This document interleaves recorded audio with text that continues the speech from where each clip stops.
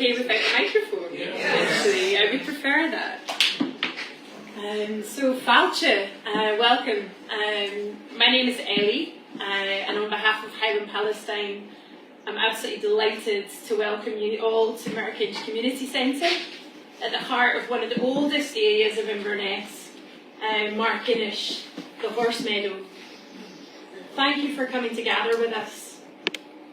Let me give a nod of appreciation for those joining us by live stream. I just find that unbelievable.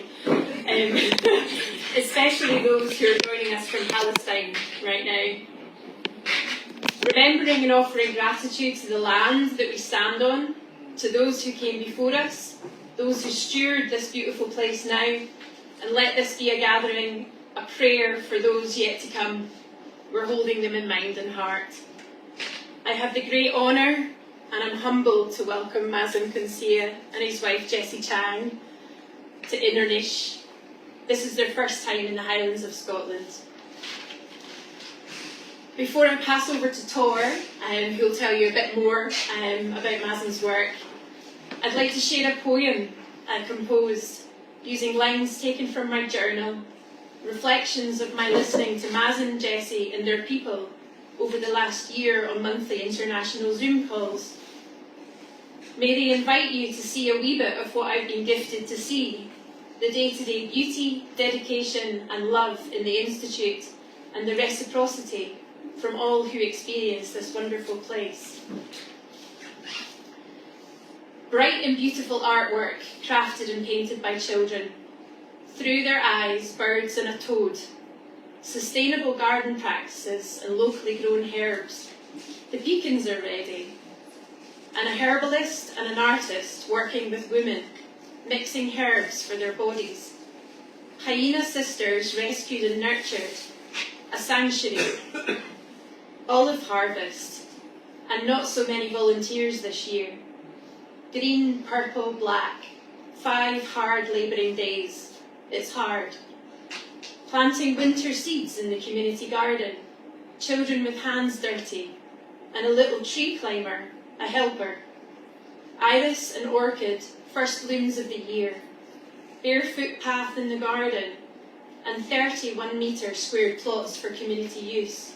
Food sovereignty is crucial. Honey harvest, 16 kilograms of organic honey, all sold in a few days.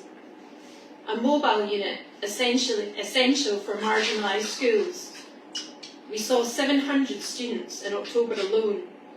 The Jordan Valley, Israeli settlements are so close. The children delight in seeing a giant spider. And still they smile, still they make peace signs with their fingers, laughing. Remember our compost toilet, it's got the best view. The mountains. Lemons, figs and chickens, the sunrise and sunset, praying for transformation, peace with true justice at its heart. So I want to express my gratitude for your work, heart and authenticity. So I'd like to pass over to Tor, who will say a little bit more.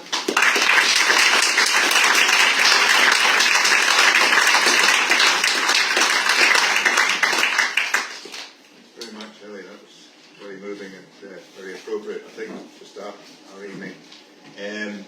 I'm going to take my example from Brian MacLeod, who spoke in Gaelic on Tuesday evening in Everton. So I'm going to say Welcome til Inverness, og folkehuset her I Merkinch, og takk til alle som har hjulpet til å få møtet I kveld på plass, og til alle ansatte og volontärer her I Merkinch, which translates in Norwegian as welcome to Inverness and Merkinch Community Centre, and many thanks to everybody who's been involved in making this meeting possible, and to all the staff and the volunteers in Merkinch. Brian and I have both worked in this area over a long period, and it's nice to be back here again. My name is Tor Justa, or most people call me Tor because they can't pronounce Tor, which is a good Gaelic pronunciation. Originally from Norway, but now an adopted Scot after 52 years in Scotland, and I've been a member of Highland Palestine for many years, and we are delighted to welcome our guests to the Highlands. I just hope the very busy programme with snow and freezing weather doesn't stop you coming back again, Mazin, in future. For information, do the practical stuff. The toilets are outside this door here, and the exit, of course, is there if you need to get out in a hurry, in an emergency. All the collections tonight, you'll see a few collections boxes around, will go to the Palestine Institute for Biodiversity and Sustainability. So please give generously towards an amazing cause which we're just going to be hearing about. I know from attending the evening in Edmonton on Tuesday that Mazin will cover a lot of ground with a focus on the situation in Palestine with reference to access to land resistance and the struggle for justice. After Mazin's talk, we'll have a Q&A session, so please ask away after Mazin has finished his presentation. Highland Palestine, which you can find on highland-palestine.com, like so many other groupings around Scotland and the UK, have been active in raising awareness about the situation in Palestine. We've lobbied our political representatives, held vigils and rallies in Inverness and in many other Highland communities. The Inverness group meets weekly from 12 to 1 outside the townhouse in Inverness and joined the amazing march through Inverness recently, which had hundreds of participants, initiated by a group called Hearts for Palestine. So after this introduction, it's my privilege to introduce Mazin and Jessie, who's here somewhere, his wife Jessie, who's the co-director of the Institute, from Bethlehem. Seems a long way from Merkinch, but we're here safely, where they were co-founders of the Palestine Institute for Biodiversity and Sustainability and the Palestine Museum of Natural History. As well as their work with the Institute, they are powerful advocates for non-violent resistance to apartheid and occupation, and they are active members of the Christian community in Bethlehem. Mazin has written books about Palestine, including one in 2011 called The Popular Resistance in Palestine, a history of hope and empowerment, and I think there are some copies, and there are copies available here tonight. I won't go through all Mazin and Jessie's achievements in detail, as there wouldn't be time for the talk, but you can find out more on the Institute's website, which is palestinenature.org, which also has a link to Mazin's own website. The overall theme tonight is land, nature and justice, with particular reference to protecting nature and empowering communities, and we are all looking forward to what you have to say, Mazin. Please give a Highland welcome to Mazin and Jessie.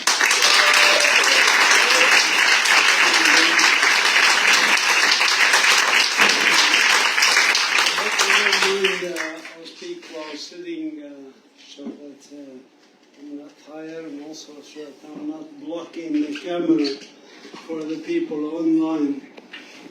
Thank you for your hospitality, for your very kind words. Jessie and I have been enjoying ourselves. We took a walk in the nature park area. Lots of interesting birds there. We have been to Ullapool and other places, and it's a beautiful country. You're very lucky here. So far, no checkpoints. Nobody asked for my ID card, so that's very good. I will try to be fairly brief. Maybe you heard the news today. Good news.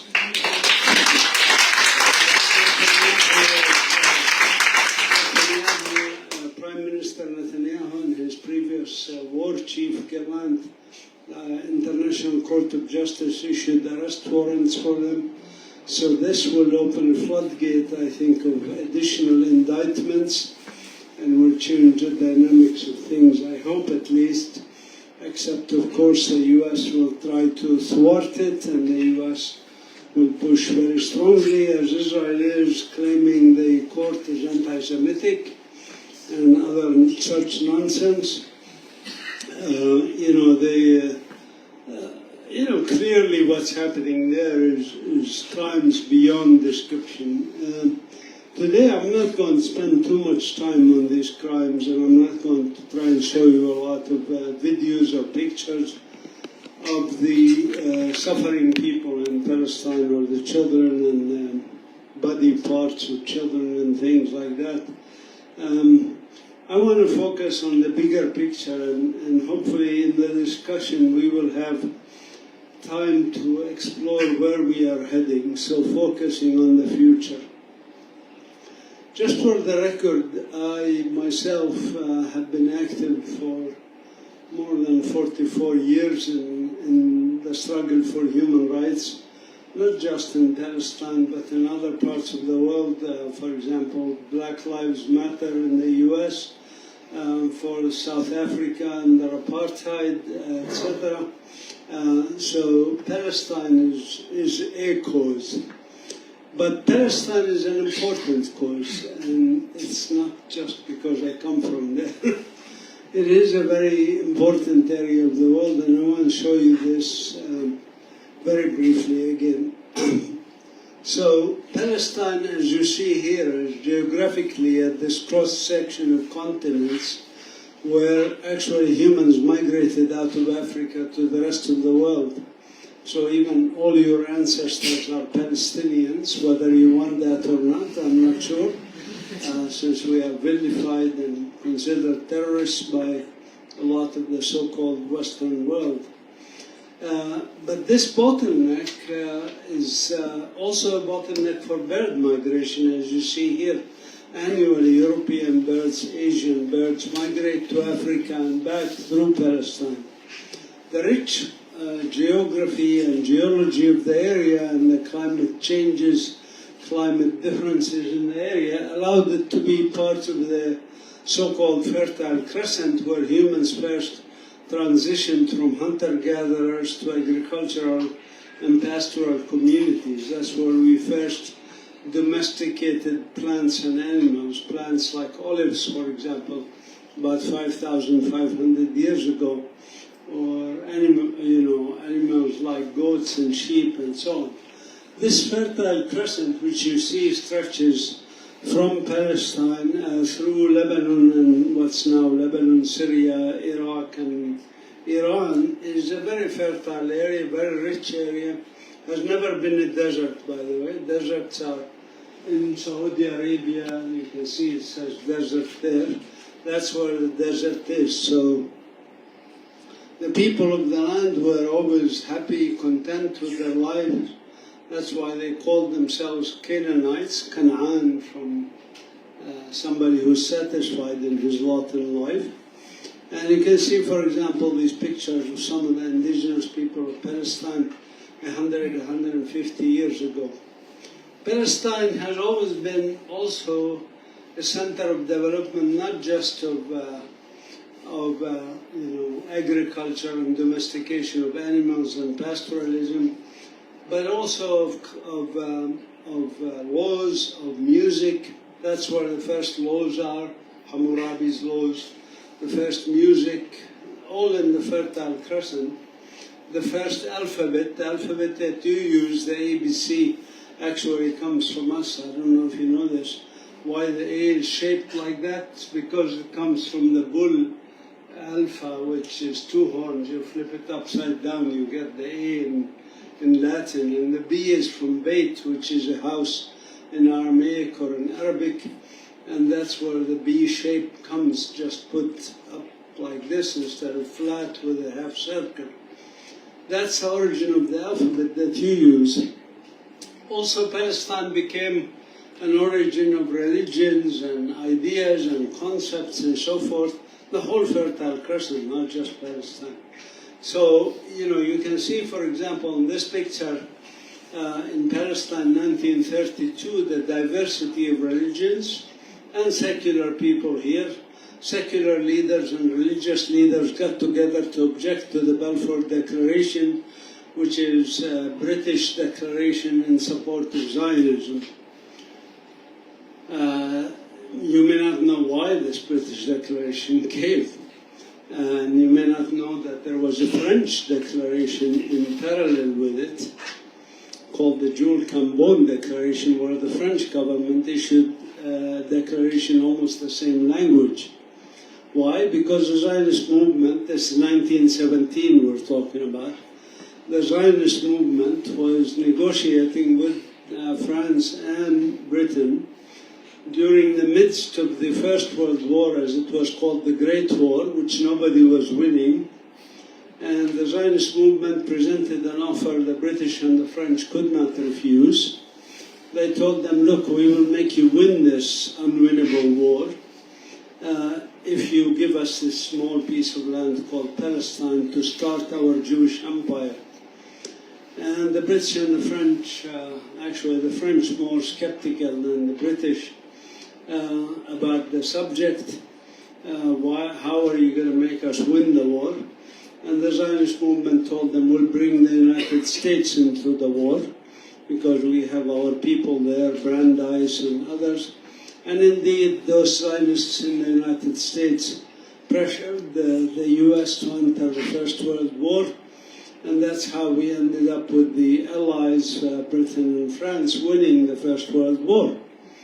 Anyways, the Zionist movement insisted on these declarations being public. That's why we had the Balfour and Joe-Cambon declarations.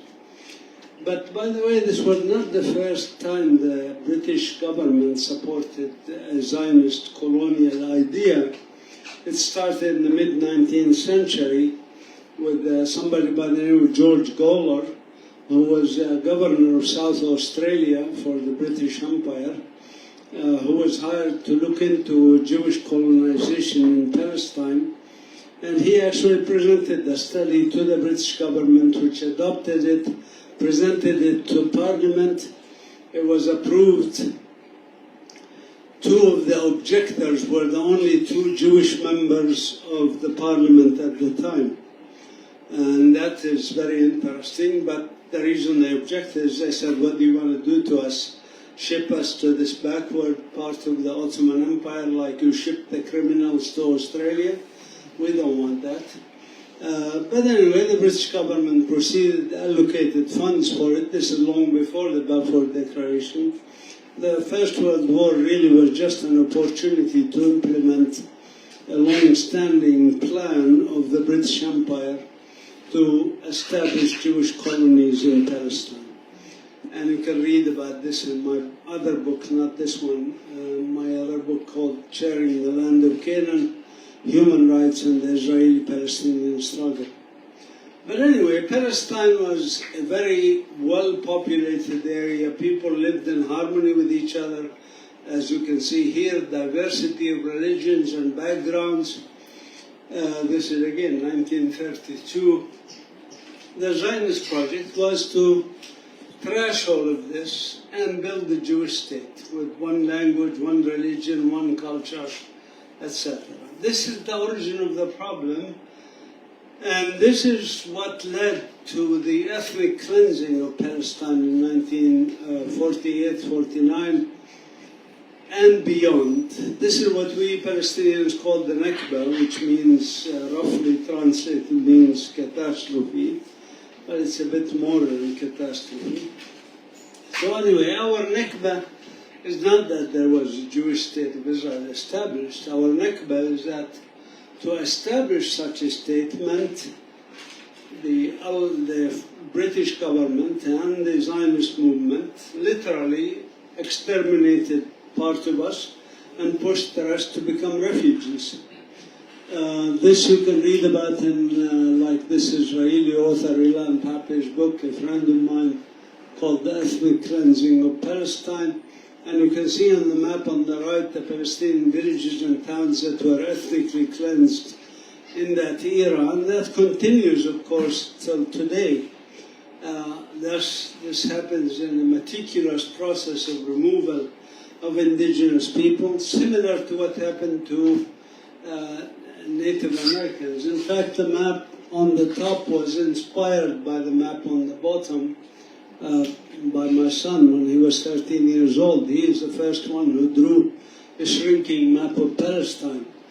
This is typical of colonialists. If you look at Australia, you find the same thing. If you look at South Africa with the Dutch and the British colonization, you find the same thing. It doesn't happen suddenly, it happens in stages. And finally, the indigenous people are left in small areas. Some places they call them reservations, like the US, or in Australia they call them missions, or in South Africa they call them Bantustans, because they were supposed states for the Bantu people. And so on and so forth. I even use the term people warehouses. It's small areas to store unwanted people, the unwanted indigenous people.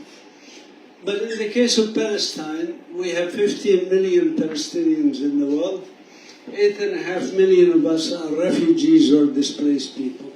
It's still the largest political refugee population on earth as we speak today.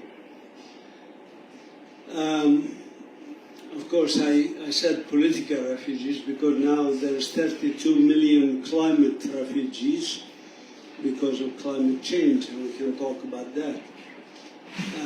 But anyway, the largest political refugees are those of Palestinians.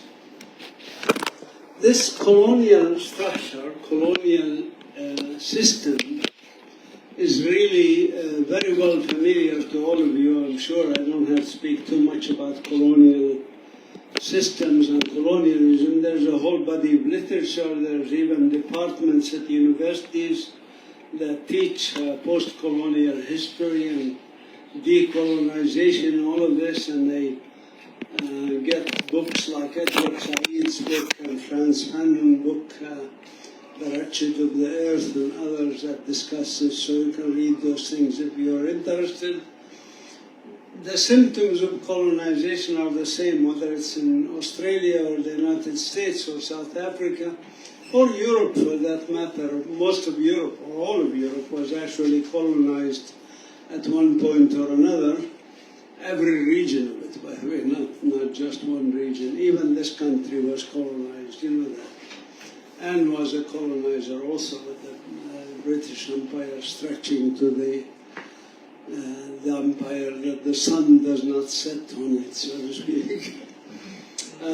So anyways, the symptoms are clear, you know, we are defending ourselves, the savages are attacking us, we don't care why they're attacking us. We're just here to bring prosperity and culture and light, as you see here in this picture, to these dark continents in which people are, as Churchill once said, you know, I don't agree that the dog in a manger have a right to the manger. You know, there are superior beings, and we are superior beings. So just being in Africa or anywhere else does not mean that the indigenous people have rights. We have more rights than they do. This is the ideas of superiority mentality of colonialism, right? They want the land, they want to reshape the land. And how do they want to reshape it? Well, they want to make it like the countries they come from. So hence you look at North America, how many invasive species they brought, and how they made their houses, and even the names they created, New York, and New England, and New Britain, and this and that. It's to conjure up the areas they came from, or in Latin America with the Spanish and the Portuguese conquistadores, etc. This is typical of colonialism, and in the case of Zionism it's no different. Zionism wanted to reshape the country, as I'll show you in a minute, to be a European country with European characteristics, without sans the natives, without the indigenous people. As I said, we can talk about the symptoms a lot. There's one symptom I do want to cover very quickly, actually, is the environmental symptom of colonialism. Colonialists destroy the environment anywhere. I mean, show me one colonial situation that didn't impact the local environment. It doesn't happen.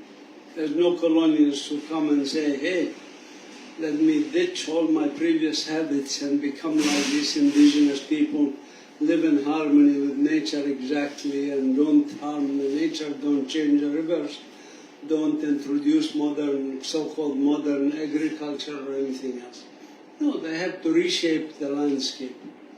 And this reshaping of the landscape takes many, many forms, from overexploitation to pollution, and now, of course, climate change, and bringing invasive species, as I did in Australia and many other countries that damage the local environment.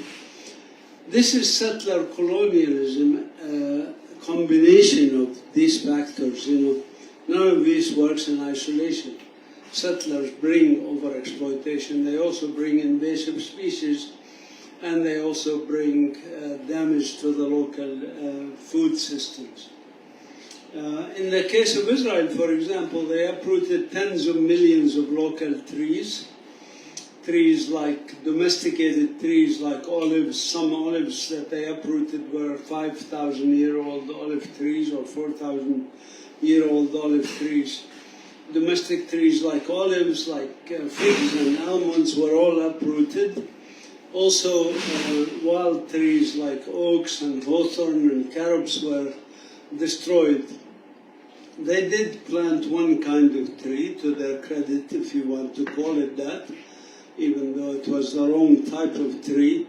They decided to plant pine trees to give a European look to the country, and because pine trees grow fast and they shed acidic leaves, they prevent undergrowth, and it's a monoculture. So that's what they did. They produced a monoculture of pine trees in many parts where they uprooted the local trees. The problem with pine trees in a dry climate also is that they are susceptible to fire. They're like fuel. So you get these fires regularly in the Galilee, in West Jerusalem, and near Jaffa, etc. And in this case, as you see, after the fires, the terraces that our ancestors had built were exposed. So these obviously were planted previously by Palestinians before these pine trees were planted. Sometimes they don't plant to replace trees. Sometimes they uproot trees to build industrial settlements or residential settlements. As you see here, near my home in Beit Sahur, the Shepherd's Field. This actually includes land that I stole from my relatives, and what it looked like at the top in 1997, and you can see what it looks like at the bottom as a Jewish-only colony. Notice I use terms very precisely, Jewish-only colony. I actually prefer the term colony over settlement, because settlement could be an innocuous thing, everybody settled somewhere. But a colonization has a very well-established definition of what colonization means and its impact on the indigenous people of Palestine. But this also, of course, resulted in decline of biodiversity, as you see here, just like with the issue of the trees, uprooting trees and destruction of agricultural fields, or the diversion of waters, like the Jordan River water, which was diverted to the west, which you see here, desertification now spreading in the Jordan River basin. This is what the Jordan River looked like before 1948. Used to flow at 1,350 million cubic meters per year. Now it flows at only 20 million cubic meters per year. It's barely a stream, and it's barely, you can jump across it or even hop across it if you want. This is not so that it's really essential that they divert the water like this. They diverted it for denying the people of the Jordan Valley the water. That's what they do with natural resources. It's to deny the indigenous people the water, to deny them the food, to make them starve to death. This is why there was killing of a lot of millions of buffaloes in what became the United States. So to deprive the indigenous people of the prairies their food. This is another thing I want to say here. But as somebody who comes from the medical field, I say it's very essential that you make the right diagnosis if you're going to offer therapy, right? If I have cancer and I go to the doctor and I say I have a headache, I have anemia, and I have skin rash, and the doctor says, well, that's easy. For skin rash, here's a cream. For the headache, here's some aspirin or paracetamol. And for the, anemia, eat some spinach, This doctor would be killing me, not curing me of the, of the illness. So making the right diagnosis is important.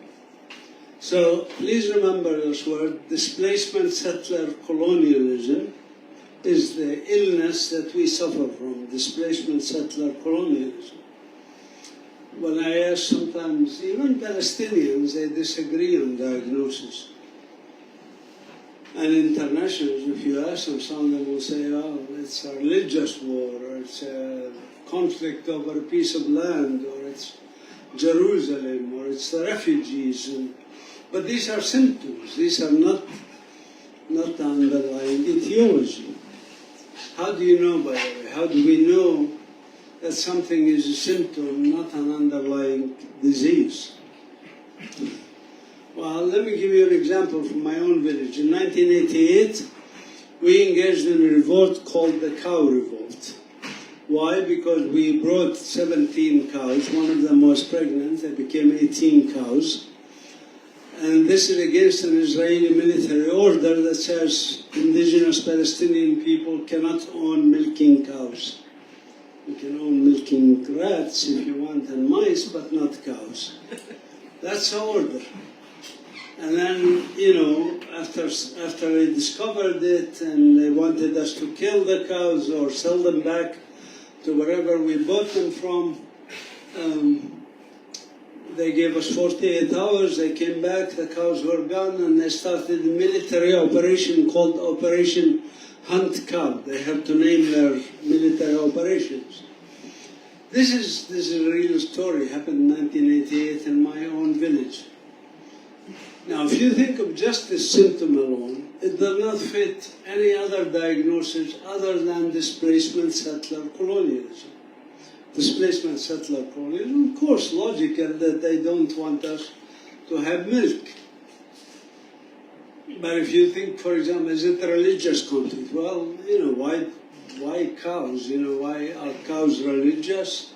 What about owners of the cows? Owners of the cows in my village, 70% Christian. My family is Christian, 30% Muslim. So it cannot be a religious conflict.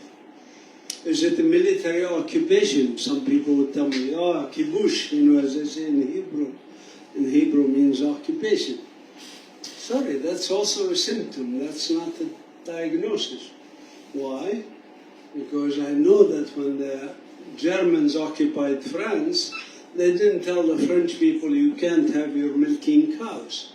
Or when the US occupied Iraq, and they still occupy Iraq, they didn't prevent the Iraqi people from having cows. So this one symptom alone narrows down the diagnosis to the displacement settler colonialism. And it's important to make the right diagnosis if you want to offer therapy.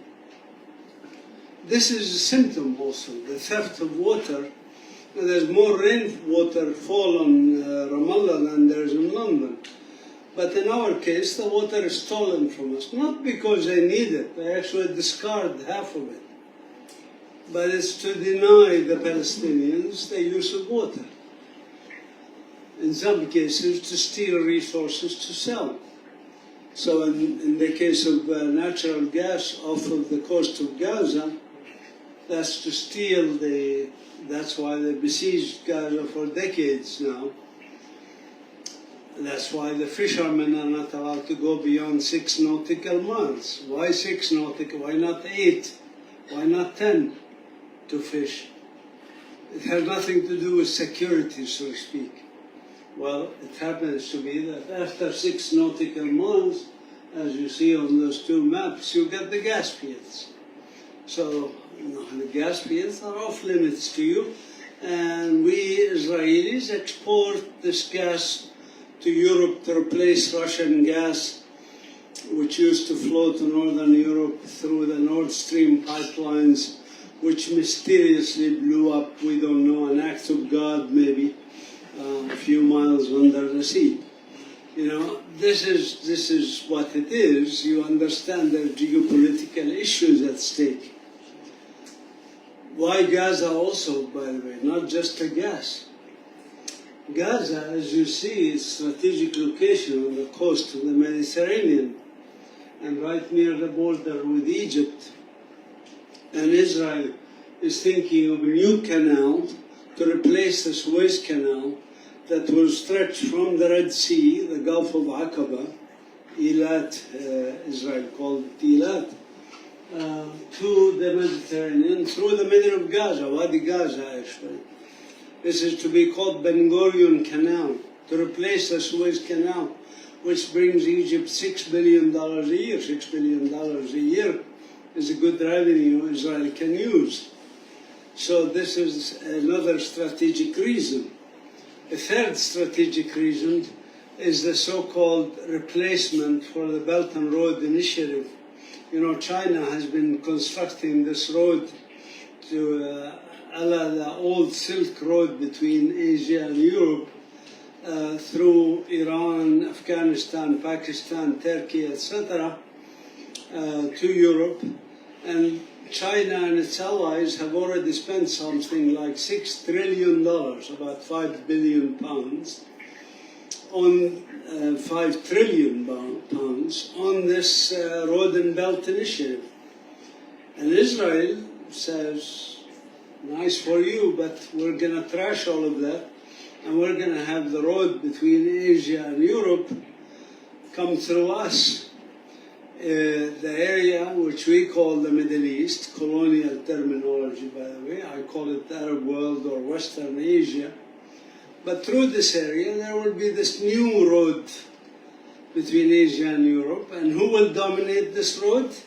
Not China, not anybody else, Israel will. Israel will be an empire here. Hence you have those so-called Abraham Accords that they are doing or were doing, and then Hamas put a stop to it with its Gaza ghetto uprising of October 2023. The Abraham initiatives and normalization with countries like United Arab Emirates, Saudi Arabia, Bahrain, etc., is precisely to facilitate this corridor, if you want, that will ensure Zionist hegemony over the Middle East. In fact, the resistance in Hamas and also in Lebanon and others, I said part of the reason why they are fighting is to prevent this, because they know that this will impoverish people of the Middle East and will enrich multi-billionaires, people like Donald Trump and Elon Musk and those guys. So this is what it is about, and these things that you see in Gaza are symptoms of this destruction, destroying the obstacle that's out there. This is from a study that we did recently in the Gaza Strip using remote sensing satellite imagery for the destruction of the trees. You can see here by month the tree destruction in Gaza. We mapped every single field of trees. We know exactly what trees were there: olive trees, fig trees, almond trees, etc.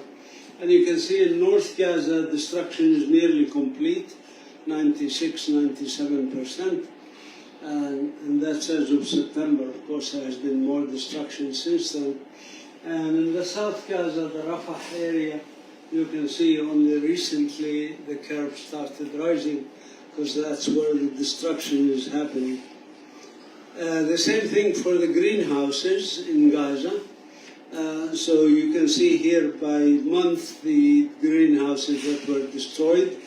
And you can see, again, South Gaza is still partially intact, but they are coming to that. This is Wadi Gaza, a protected area that Israel has destroyed half of it already.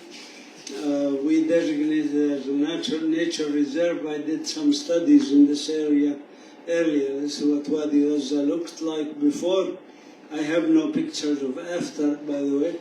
I managed to get some pictures of destroyed fields of trees and destroyed greenhouses to use for validation of our remote sensing data. So when he tells me that I'm not a remote sensing expert, so experts in Sweden, the UK and the US at Kent State University did the remote sensing, but they sent me, they asked for some validation, so I brought some pictures with coordinates and then I matched them with the data they had. But this is another sub-project that we are working on, which is the Protected Area Nature Reserve in Gaza. And we know that also by remote sensing this was damaged, but I'm having difficulty getting anybody to come close to the Wadi Gaza area because that's the corridor from east to west that Israel has cut Gaza so that they isolate North Gaza from South Gaza. So it's very dangerous for Palestinians to come close to that. The conflict also has a huge impact on your environment, even here in Scotland, because these conflicts in the modern era are all climate change issues. This is from a Guardian newspaper study of CO2 equivalents produced by flights of jets in Gaza for the first 60 days of the war. And Israeli aircraft missions produced more greenhouse gases, as you see here, in the first 60 days of the war, more than the Central African Republic produced in a whole year of all its industries and automobiles and kitchens and everything else. So obviously war is a climate change issue, climate chaos issues. These are some of the journalists that have been killed in Gaza. There has been more journalists killed in Gaza than in the whole of the Second World War, believe it or not. This is intentional, by the way. As a proportion of journalists, if you look at all journalists in Gaza, and you take how many were killed, I think so far 192 journalists, you see that their proportion is higher than the common population. And not because they are going in the front lines or anything, it's because Israel actually assassinates them intentionally to silence the truth coming out. They cannot, of course, because anybody can be a journalist now. Anybody with a signal, a Wi-Fi, on their camera, they record and they broadcast, and so people are seeing what's happening in Gaza, the destruction of mosques, museums, churches. 3 churches were destroyed in Gaza. Nearly 300 mosques were destroyed. Universities, all of them were damaged or destroyed in Gaza. There's no more functioning universities in Gaza. There's another university, as you can see, with Israeli tanks. So, the symptom I just went through is the environmental symptom, if you want. And of course, I didn't cover everything. I wrote a lot of research on this. You're welcome to check out our research on PalestineNature.org. I may just, can you pass this around to people? If you want to sign our email list, please put your email in this. I want to switch gear now and talk a little bit about our institute and why our institute is important. You know, the United Nations developed something called the UN Sustainable Development Goals, 17 goals, that include things like life below water, life on land, responsible consumption and production. Nice, lofty goals that unfortunately is not happening. Why are they not happening? Why is a lot of what the United Nations does is not successful? Climate change, for example, they have started as the UN project to develop a conference of parties, signatories to the Climate Change Convention, and now I think it's COP29, Conference of Parties number 29. That means 29 years those political leaders and elites of the world have been meeting. Blah, blah, blah. That's precisely right. That's what Greta Thunberg said about these meetings, that they are blah, blah, blah. Not only blah, blah, blah, but they are actually conspiring to screw us more. I'm serious. That's what they do. The last one, I think, before this one, 29, was number 28, was held where? In the capital of green countries, the United Arab Emirates. And who was the chair of this session? Was the oil minister. I mean, imagine, the chair of the climate change conference is an oil minister. There were actually more lobbyists for the oil and the military industries and so forth, and leaders, CEOs of companies of oil and other polluting industries, and there were other people attending, like ministers of environment. But the ministers of environment in most countries are political appointees. Most of them are not really environmentalists at heart.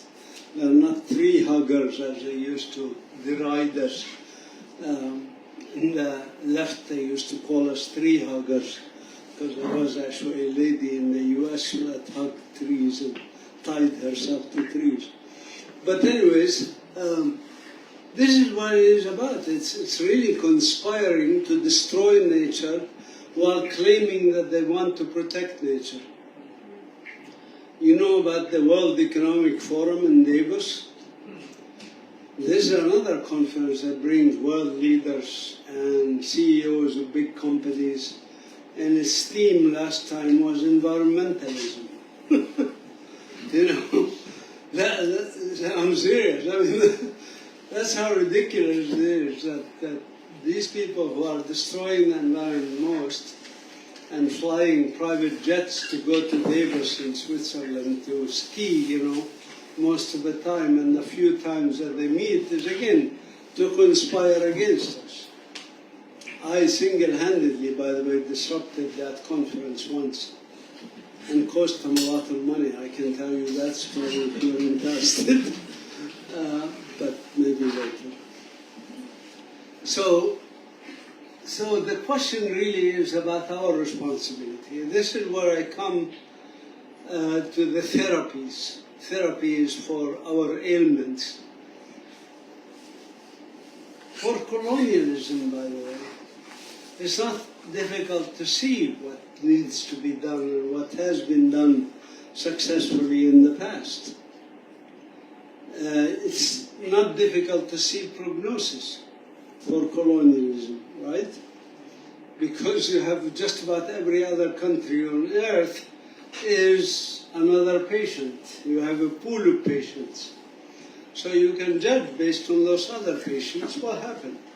Well, there's three possible scenarios. There's the Algerian model, where 1 million French packed their bags, went to France. Most of them were 6, 7, 8 generations in Algeria. Some of them have never seen France in their lives, and they had to go. It was very bloody. Cost something like 2 million Algerian lives in that struggle. So it's a genocide.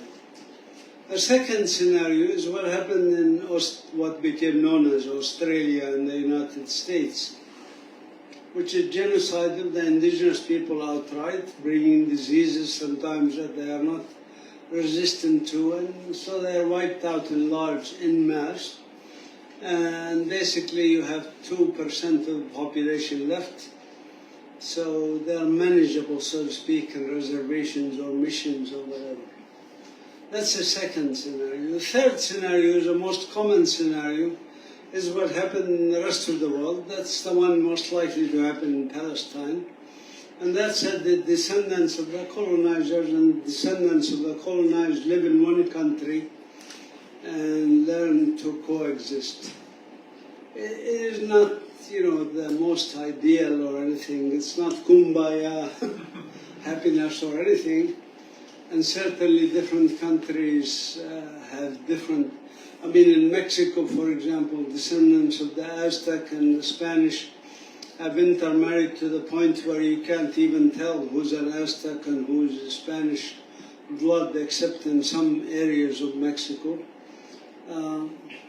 In other places like the Amazon, Brazil, and those countries, there's still a lot of friction. There's people like Bolsonaro, who's still a colonialist in his mentality, wants to destroy the Amazon diversity and people, and want to build more cow farms for the European settlers to become richer and richer. So it depends on the country, but at least both in Brazil and Mexico, everybody, one person, one vote. South Africa most recently, with ending apartheid in South Africa. In other countries, the passage of time ensured that people, I don't say they forget, but at least they kind of move on. You look at Switzerland, for example, there's 3 languages. There's Italian in parts of Switzerland because they had Roman colonization. In New Zealand, the Maoris and Europeans, the British, are certainly in better shape than, let's say, other countries in terms of their relationship. So it varies from region to region or country to country. But overall, you can understand that this is the only possible outcome in such a scenario. Unless you go for scenario number 1 and scenario number 2, and I don't know of anybody who wants that. Not even the Palestinians. The Palestinians are not pushing for an Algerian model, with very, very few exceptions. I couldn't name, one tiny faction that believes. Not even Hamas, by the way. Hamas doesn't believe in the Algerian model, okay? And they say, we don't want to expel people. If they want to live here under Islamic rule, they live. We don't have problem with Jews. So anyways, that's what is going to happen. The therapy part is a little bit more complicated, hence this book, Popular Resistance in Palestine. When I wrote my book on sharing the land of Canaan, people said, you make right analysis, good analysis, and good prognosis, and good futuristic scenarios, but how are we going to get from point A, where we are now, to point B, which is ending Zionist colonization? So I took it as a challenge, and I said, well, in order to write that part, I will have to look at our history. There's a lot to be learned from history, not just our history of other countries like South Africa, like Mexico, like Zimbabwe, like Algeria, other countries. So when I looked at all this, and especially our own history, hence the subtitle, as you read it, A History of Hope and Empowerment. It's not a history of failure. It's a history of, indeed, empowerment, strength, abilities to survive, what we call sumud in Arabic. Sumud is a word that doesn't have good translation in English. It's a combination of persistence, resilience, resistance. Those 3, if you combine them, that's what sumud is. So this is what we do, and we have been very successful at it, very successful. I was telling Derek and people had lunch, dinner with a story of my grandfather, a survivor who was orphaned in the First World War. I didn't finish telling you the struggle in 1948 and beyond, and his relatives, etc. And his wife, who happens to be my grandmother, happens to be from Nazareth, etc. So this history is something that I, as a Palestinian, am very proud of it. And I wanted to contribute also, so not only writing, of course, but acting. So we started, my wife and I, Jessie and I, donated $250,000 to Bethel University and we started this institute called Palestine Institute for Biodiversity and Sustainability. And this institute basically has a vision of sustainable human and natural communities. And its motto is respect for ourselves first, as Palestinians, as indigenous people. We can liberate ourselves, that's self-respect. Liberate our minds, number one, before we liberate our bodies. I wrote an article, research article on this. If you're interested, I'm happy to share it with you, called Liberation from Mental Colonization. The reason for that is physical colonization is not as bad as mental colonization. In the civil rights movement, they used, Stephen Biko in South Africa first came up with this and analyzed it. He said the best weapon in the hand of the oppressor is the mind of the oppressed. They colonize your mind, they have won. And in the civil rights movement in the US, they used to say, free your mind and your ass will follow. So I think that's true. You know, we have to really work on our minds first. Once we liberate our minds, we get empowered, we can do things. That's respect, self-respect, or empowerment. That can lead us to respect other human beings. I cannot respect other human beings if I don't respect myself. And other human beings, whether they come from Jewish or Muslim or Christian traditions, or any other tradition, or atheists, or whatever. And finally, respect for nature. And for us indigenous people, Mother Earth is living being. It's not just respect for animals and plants. It's respect for rocks, for mountains, for rivers, for lakes, for wetlands. Israel drained the major wetland, by the way. Lake Hula and the wetlands around it, they drained all of that. That destroyed the habitats for humans. 12 Palestinian communities were ethnically cleansed. And also destroyed the habitat for many species of animals. 219 species disappeared of animals in the Lake Hula area. So this is what we work on. And we work on it via these areas like research, education, conservation, community service. This is a drone image of the area we have. It's not very large, it's about 13 dunums or so. A dunum is 1,000 square meters. We have greenhouses, you can see we have building in the center with solar panels. This is just some of what the images of the Institute look like and what we do in terms of research, for example. We did research on all fauna and flora and geology and threats to habitats, etc. This is just our publication record expanding except during the pandemic when there was lockdown. And we also do education, environmental awareness for children especially. You can see here even handicapped children, children with special needs that we worked with. Even this kid who was in a bed, could not get out of the bed. He was trying to paint a plastic, recycled plastic. These children working in the garden or recycling trash to make gifts, as you see on the left side. All by action. We believe in the Chinese saying, I hear and I forget, I see and I remember, I do and I understand. So we want people to do things by hand, both adults and children. You're going too fast. And in conservation, we engage in science-based, reformation of protected areas. We did the National Report on the Convention on Biological Diversity, the National Biodiversity Strategy and Action Plan, etc. This is our animal rehabilitation unit for injured or rescued animals. This is our herbarium work. We have a group called Palestine Action for the Planet. We're part of Extinction Rebellion.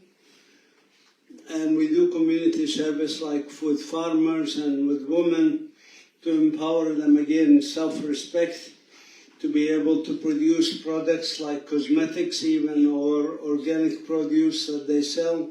That helps their economy in a very difficult situation of occupation and colonization. We even have a community farm, community garden, where children even from the 3 refugee camps of Bethlehem can come and plant things and grow them, have food sovereignty. These are children helping us pick olives last a few weeks ago. And we welcome volunteers from abroad. Any of you can come and volunteer with us. We provide room and board for international volunteers. Usually they come anywhere from 3 weeks to 3 months to stay with us and do various things. Most of our labor is done by volunteers. You can also volunteer from abroad if you have certain skills you want to share with us. We are happy to work with you. These are just some of our volunteers having fun. They made the biogas unit in the upper right-hand corner.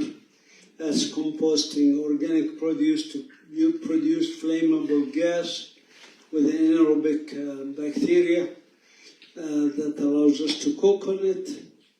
Some more of our people.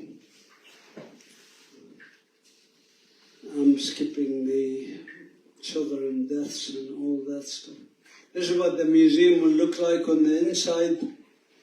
I'll end with this picture, since I'm from Bethlehem, birthplace of Jesus. If you want what Mother Mary and baby Jesus looked like,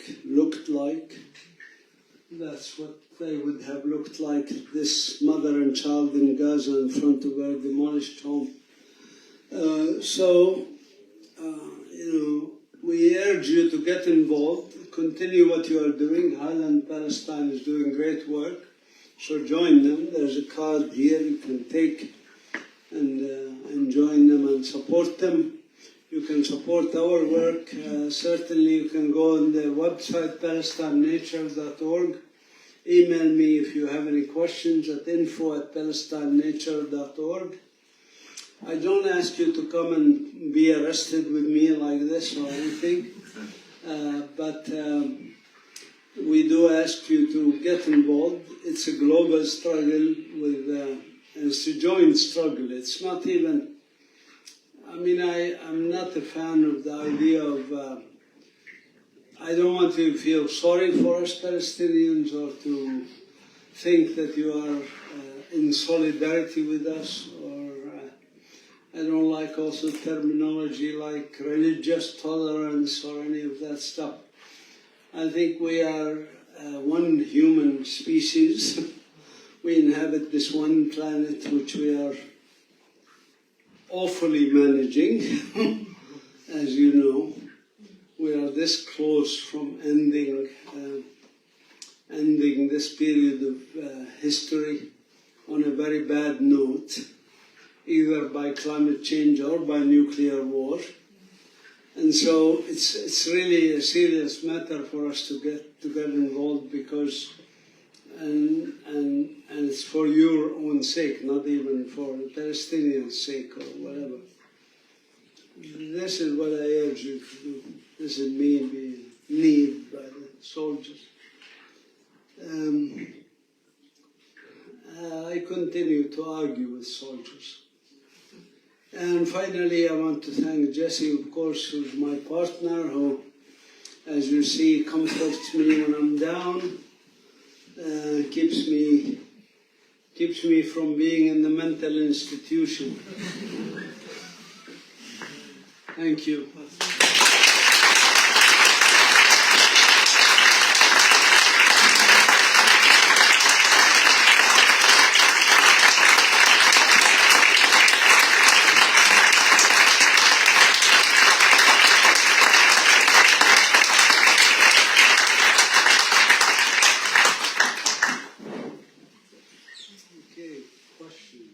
Thank you, Mazin. That's been inspiring, and I think the word I took away on Tuesday night was hope.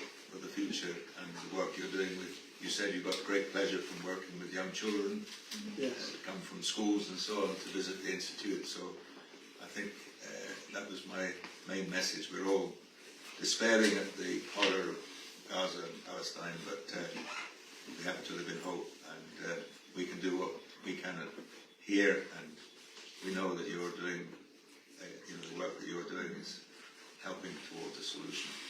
So, any questions, please? Anybody like to start us off with a question? Yeah. What cooperation do you have with Jewish people or people in I need Jessie to come over here. Jessie, come here. She has better hearing than I do. And also, you can bring that chair there.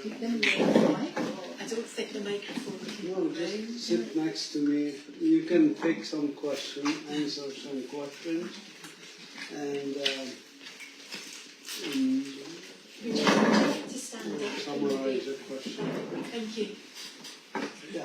What cooperation do you have, if you have any, with perhaps people occupying the same position as you, but who are Jewish?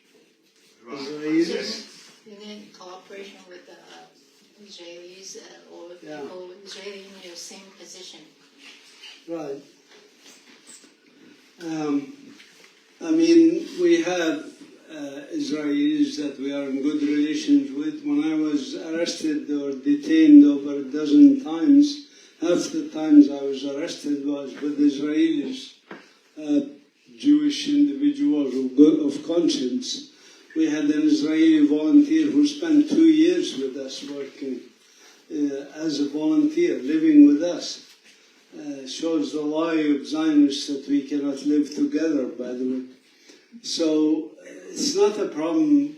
Israelis are like other human beings. But the Israeli regime, the system, Israel, by the way, is not a country. Israel is a project of the World Zionist Congress or organization.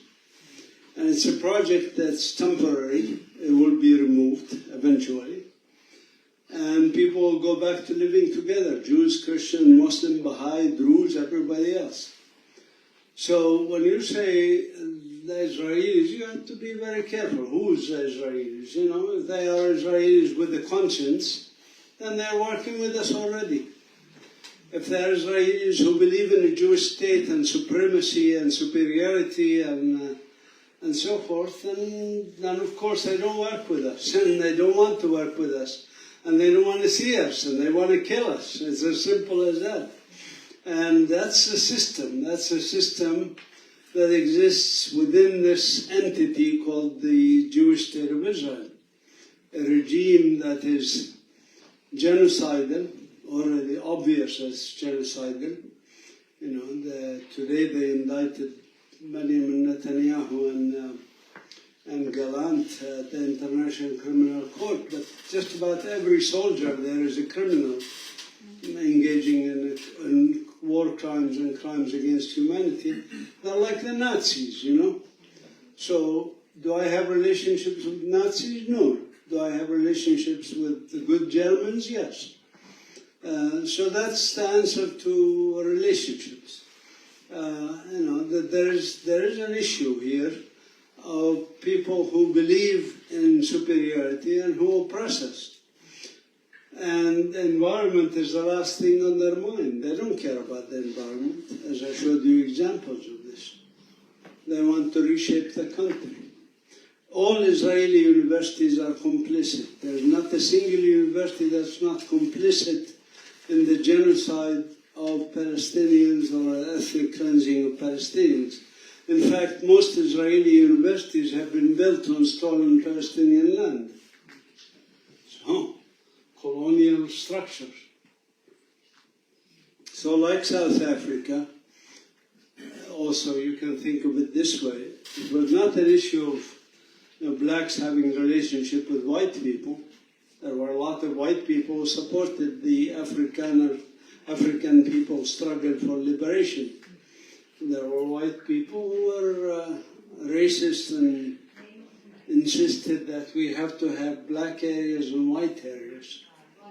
That's it.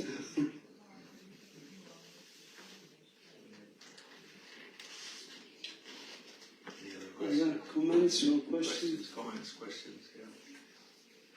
Feel free also to ask me devil's advocate type of questions. I like those. There's one in the back. Yes. Okay, I've got two questions. One just thought of is in terms of migratory bird species. You showed that really awesome infographic. What are the signs at the minute in terms of depletion of numbers of migratory birds because of Israel's genocidal acts? What's the migratory birds situation now in terms of the Israeli? So it used to be over 500 million birds estimated migrate north to south through Palestine and of course back from south to north from Africa. The numbers have significantly declined. We did research papers on this. We looked at, for example, what was reported before the Zionist occupation, colonization of Palestine and after. And we show the damage. We show species go extinct, local species, not migratory birds, like the fishing owl that is gone now. Because Israel tapped the water sources and no more rivers flowing with good fish for the fishing owl. So there's a lot of impact on the bird populations. Even we were surprised when we did the study on the apartheid wall that Israel built inside the West Bank, deep inside the West Bank. We thought that would have an impact only on like land species, mammals, and we thought birds could fly over it. But it turned out no. I mean, it changed the habitat, it changed the water flow systems, soil erosion, etc. So it impacted the livelihood of birds also, including migratory birds.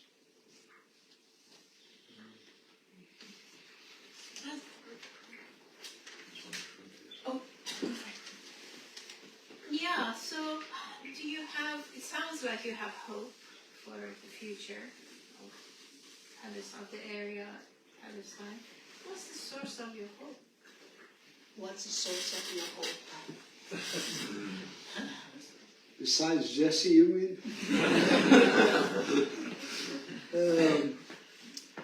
Well, look, the philosopher Qumsiyeh once said, I have optimism of the will, pessimism of the intellect, optimism of the will. Hope is very difficult to define. I once even started writing a paper about it, and then I stopped and I said there are other people more qualified to write about hope than I am. As I said, the title of this book is History of Hope and Empowerment.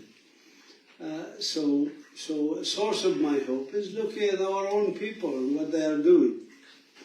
And how, for us, we don't have the luxury of despair. So if I put it this way, we cannot afford to be not hopeful. What would that mean for me, Being not hopeful means I go to a tall building and I jump down and finish, what is So you have to keep hope because it's the only thing that keeps you going, right? As a scientist, of course, that's why I quoted Qumsiyeh, if I intellectually analyze the human condition, I can be very pessimistic. And I can say, if you want me to give a probability, I would say 70% probability that our children and grandchildren are not going to live the life that we are living now. They are going to be in a world that's either destroyed by climate change or destroyed by global nuclear war, if they live. And if they don't live, cockroaches in a few billion years will be typing on their mini computers and explaining how dinosaurs became extinct because of a meteor and humans became extinct because of their own stupidity.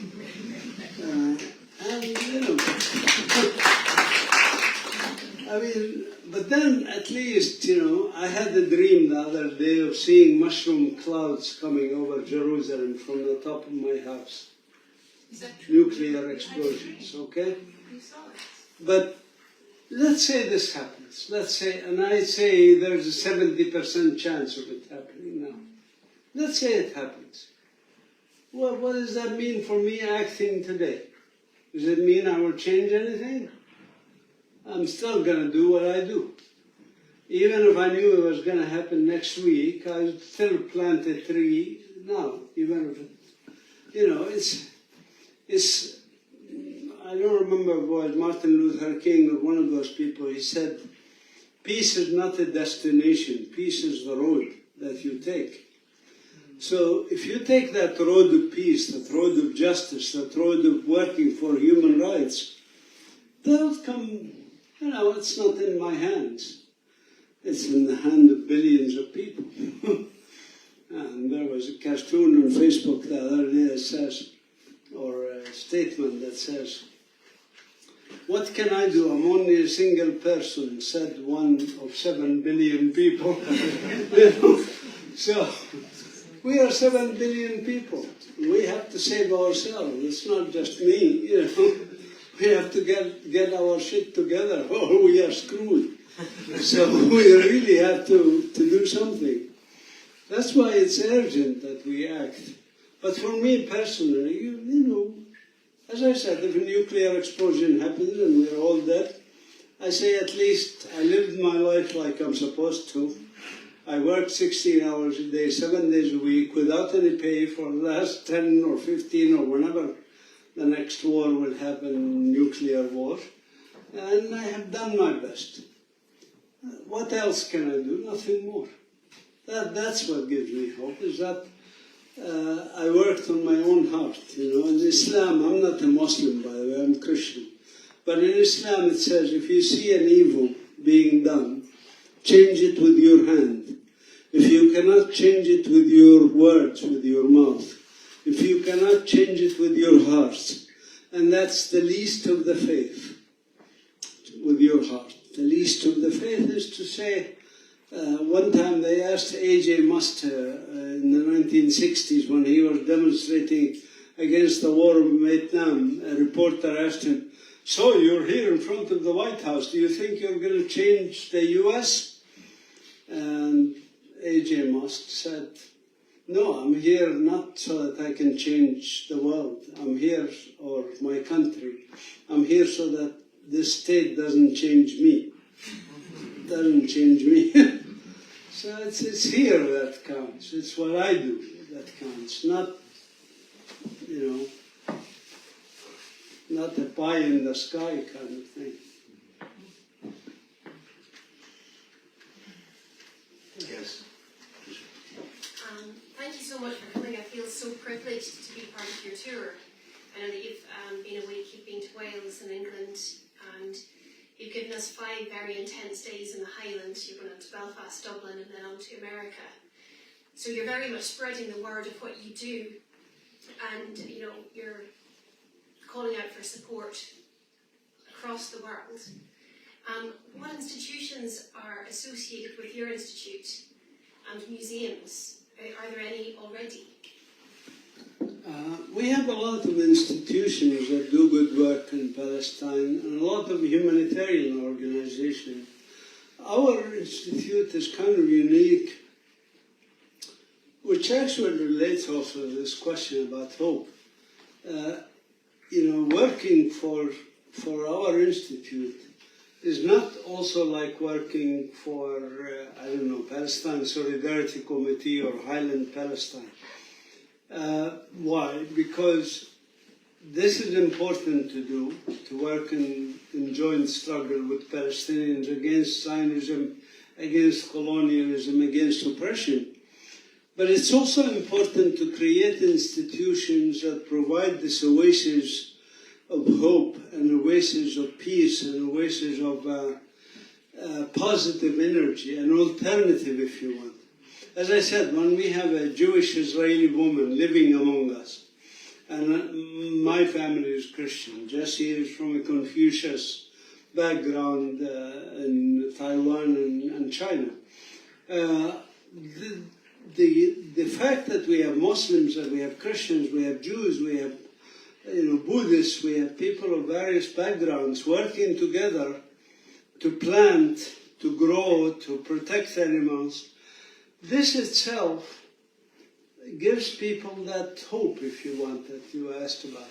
Because, sometimes they come and are puzzled by this. They say, what if Israel comes and bombs this place tomorrow?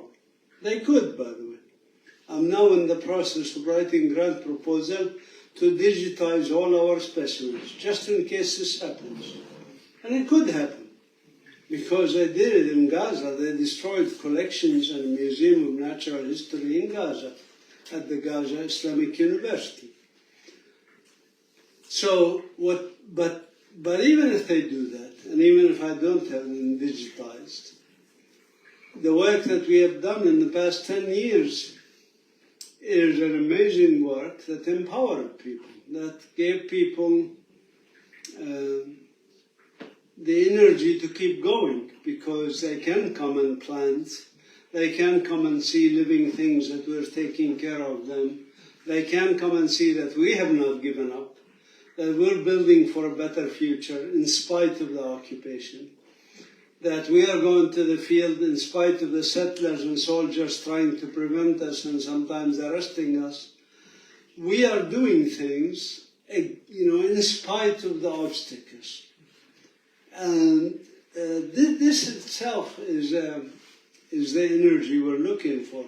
So the same for other institutions. I mean, I work with a lot of children groups, like in the refugee camp of Aida. There are 3 youth centers that we work with: Ruwad and Aida Youth Center and Aida Committee. In Dheisha refugee camp, there is Ibda Cultural Center for Children. We work with institutions that empower children, that work with children. Because we don't want our children to sit around us and hear from us, hey, it's hopeless, Imagine if we did that, How would the child be able to grow, in an atmosphere of negativity? They have to grow in an atmosphere that says, we're going to win this thing. Even if it's a probability of 30% chance, as I said, as a scientist, I give you that probability. It's still 30% is a pretty good probability, by the way.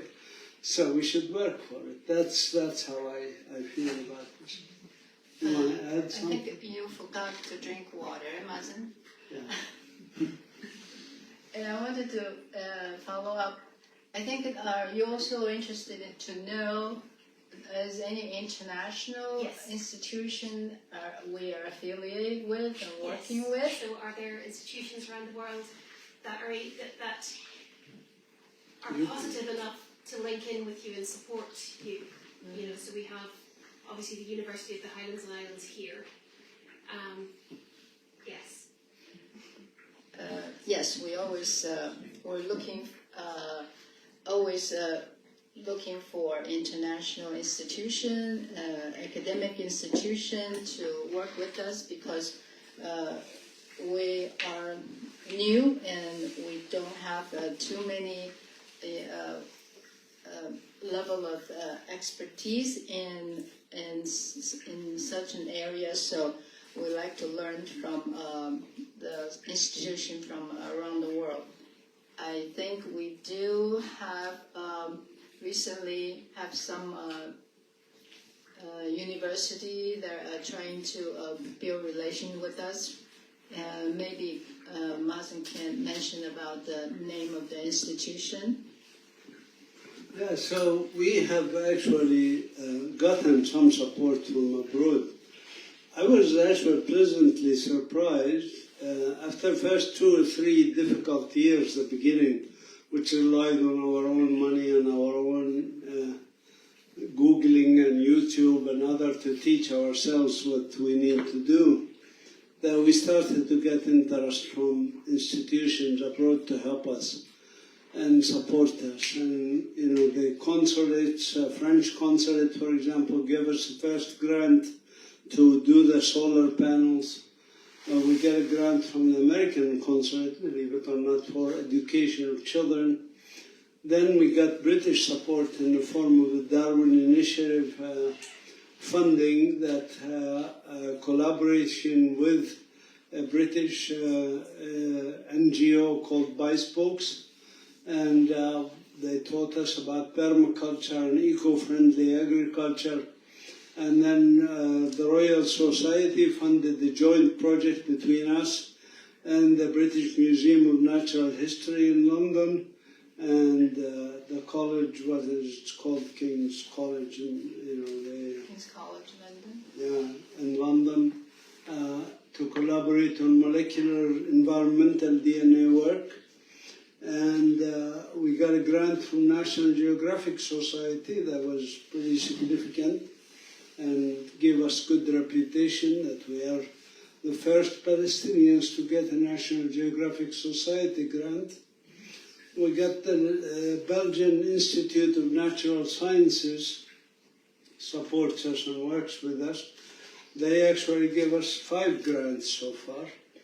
The first grant I applied for, the other grants, they came to us and asked us, what do you need, how can we help? So this is something that shows, a lot of interest in supporting our work. Problem with many of these grants, by the way, is they are limited, what they call restricted grants. So like the National Geographic Society, to deliver a certain thing for a certain period of time. So they cannot help us in operating costs, for example. Pay electricity, pay water, supplies, whatever. It's for a specific project of education. We got a grant from the EU, for example, that funded our mobile museum, mobile educational unit that goes to remote areas in the West Bank, like the Bedouin communities or the villages that are threatened by the wall, and brings our knowledge of environment to them. But once that grant ended, that's it. You don't have any operating cost or continuing funding. That's why most of our operating activities are done by volunteers. 60 to 70% of our operating activities are done by volunteers, because we don't have government support, we don't have a Batham University. Actually, as a condition of me donating to them, was that they won't fund this institution. So they provided us the land and the building, and now we have to rely on ourselves. I will add that there are a couple German universities that we have internship arrangement with, so they send interns to come to our institute, doing research or helping with all the whatever things that we needed. In the last year we had Princeton University started an internship and send interns to our institute. I think so. We always try to develop more collaboration with the institution around the world. So if we have ongoing with the internship with the German university 2 or 3 years, so it will be continuing. Other than it has stopped because the October 7th, after the situation becomes improved, the relation will continue. So if you know any institution that are interested in working with us, partnership with us, please tell us, let us know. What is the Mazin, Montreal University? Yeah, There's a Quebec-Palestine partnership which provides for capacity building and exchange of students. And so we're sending one person who has a master's degree there to learn some new skills and work with the University of Montreal.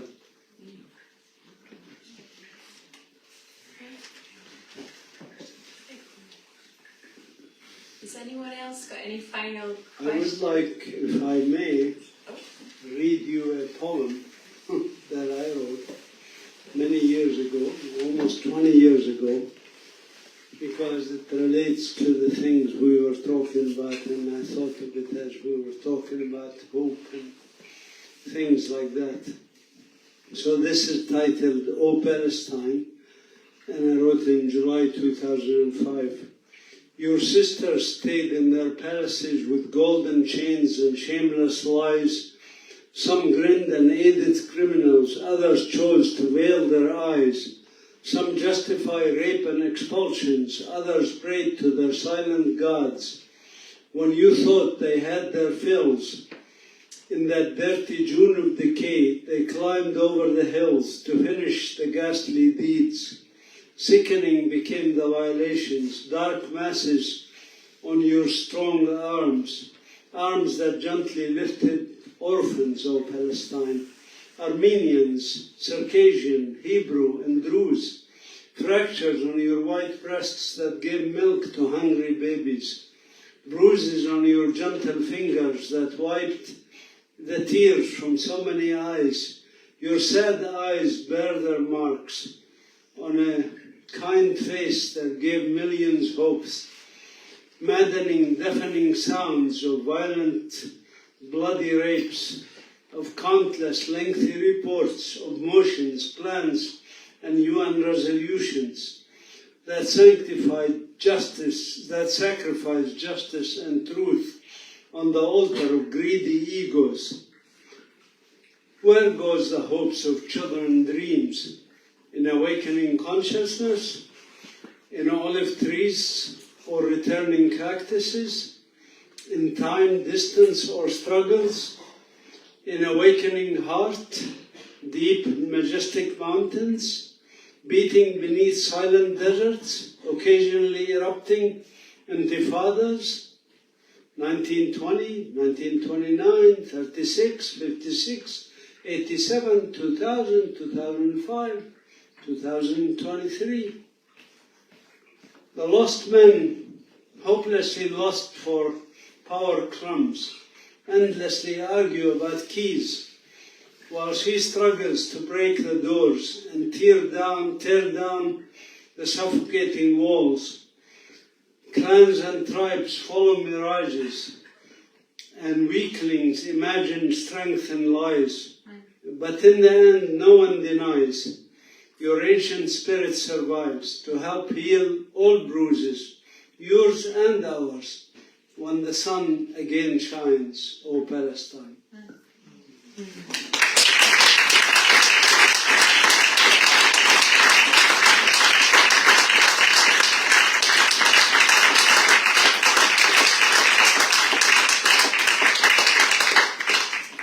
Just to say thank you, Mazin, for this evening. You've inspired us all to work harder. I feel very much in common with you, lying on the ground there with a Israeli soldier's foot on your shoulder. I had the same experience protesting against our nuclear weapons. We have Britain's only arsenal of nuclear weapons is only 3.5 hours from here, so we share that. I also want to say that inspiration for me comes from a saying which I'll probably get wrong, but it's from Margaret Mead. Many of you will know it, the American anthropologist, who said that never underestimate the power of a few people getting together. It's the only thing that has changed anything in the world. And I think your work, Mazin, and what we can do to help it is along those lines. So, and thanks to everybody for coming this evening, and thank you and Jesse for your wonderful visit to the Highlands. Thank you.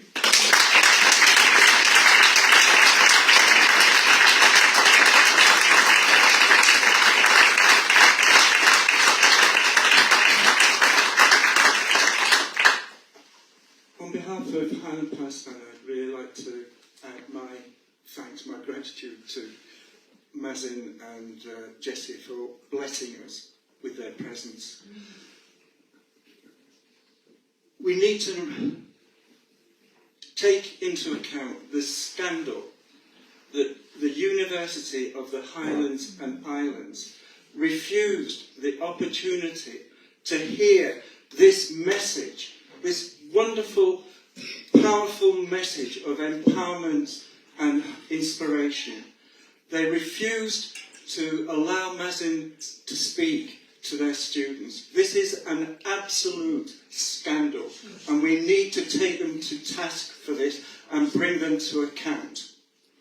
But in the meantime, I really want to say this is a wonderful book that uniquely chronicles the history of community action in Palestine, the powerful force of people coming together in their communities through peaceful activity to overthrow and resist the domination of Israeli oppression. And we uniquely have 4 copies that are on sale tonight for the bargain price of £20. So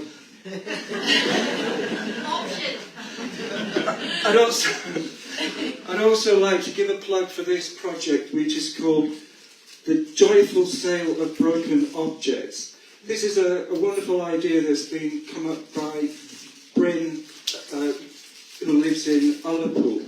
The idea is that to replace the value of things that Israeli army personnel break in shops in the West Bank, you can give the money. You don't get the broken object. What you get is a photograph.